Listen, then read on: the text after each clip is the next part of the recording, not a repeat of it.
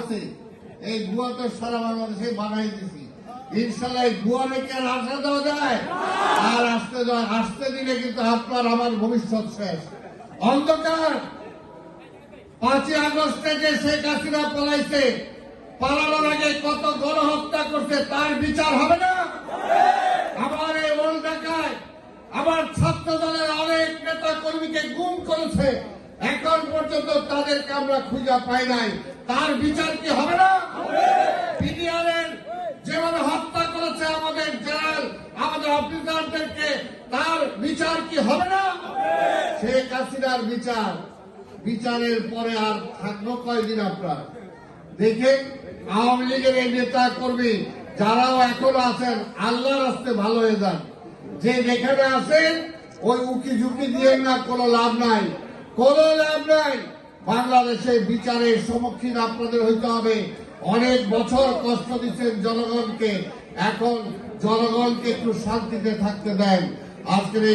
আজকে যে এই সভায় আমি সবাইকে ধন্যবাদ জানাই। মোস্তাক এই এলাকার ছেলে, মোস্তাক অবশ্যই আমি তাকে ধন্যবাদ দেব যে আজকে যে এই অবস্থায় আজকের এই পুরনো ঢাকায় মোস্তাকের মতো ছেলেরা যে আজকে যে পতাকা তুলে ধরে রাখছে, আমি সেটার জন্য আমার ব্যক্তিগত পক্ষ থেকে আমি তাকে ধন্যবাদ জানাই। এবং আগামী তো এই ধরনের ছেলেগুলোকে আমাদের সামনে এগিয়ে নিয়ে যেতে হবে। আরে বাবা, আমরা যখন দেশে যুদ্ধ করছি, যুদ্ধে যাই, তখন এই মোস্তাকের চেয়ে আরো অনেক কম বয়স ছিল। ওই আসম আব্দুল যখন পতাকা তুলে ওই বিশ্ববিদ্যালয়ে, ওইখানে আমরাই ছিলাম। ওই মিটিং বলেন, এরপরে আবার যখন শেখ মুজিব যখন ক্ষমতায় আসার পরে মানুষের না খায় মারতে থাকলো, তাই সেই সময় কিন্তু শেখ মুজিবের বিরুদ্ধে আমরাই প্রতিরোধ করে তুলেছি, আমরাই আন্দোলন করে তুলেছি।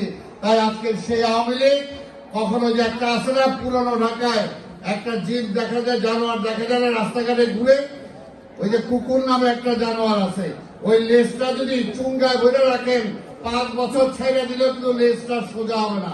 আওয়ামী লীগ হলো এটা।